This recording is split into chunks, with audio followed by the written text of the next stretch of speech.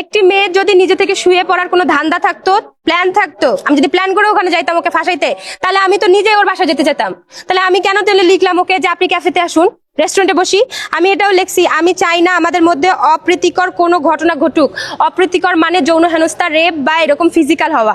তাহলে আমার কমেন্টে যেই মেয়েগুলো বা ছেলেগুলো বা যারা লিখেছে তারা কেন লিখলো যে এই মেয়েটি নিজে থেকে শুয়ে পড়ছে, নিজে থেকে কুরকুরে নিয়ে উঠছে, এখন তুমি সিঙ্গারকে দোষ দাও? তাহলে এই কথাগুলো আমাকে কেন বলবে বলেন?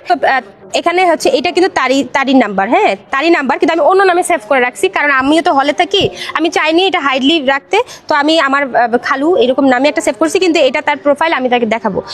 তো সে লোকেশন দিয়েছে, সেই মুহূর্তে আমি এই নাম্বারে নামে সেভ করে রাখছি। এখন কথা হচ্ছে যে এই দেখেন আমি লিখেছি কিন্তু যে আমি আপনার বাসায় মিট করতে চাই না।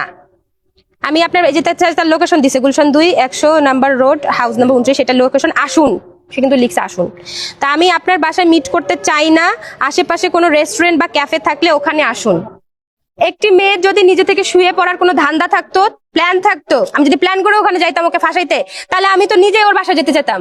তাহলে আমি কেন তাহলে লিখলাম ওকে যে আপনি ক্যাফেতে আসুন, রেস্টুরেন্টে বসি? আমি এটাও লিখছি, আমি চাই না আমাদের মধ্যে অপ্রীতিকর কোনো ঘটনা ঘটুক। অপ্রীতিকর মানে যৌন হেনস্থা, রেপ বা এরকম ফিজিক্যাল হওয়া। তাহলে আমার কমেন্টে যেই মেয়েগুলো বা ছেলেগুলো বা যারা লিখেছে তারা কেন লিখলো যে এই মেয়েটি নিজে থেকে শুয়ে পড়ছে, নিজে থেকে কুরকুরে নিয়ে উঠছে, এখন তুমি সিঙ্গারকে দোষ দাও? তাহলে এই কথাগুলো আমাকে কেন বলবে বলেন? একটি মেয়ে হয়ে আমি কি এখন আমার যদি অত্যাচারের জন্য আমি যদি এখন বিচার চাই, আমি যদি মুখ না বন্ধ করে বিচার চাই, এটা আমার অন্যায় ভাই?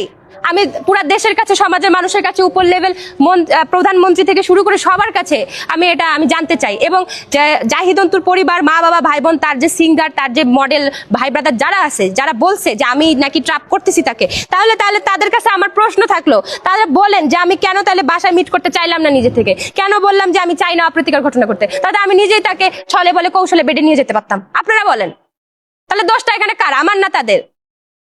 এটাই আমি বলবো, তার তার যোগ্য শাস্তি কামনা করি আমি।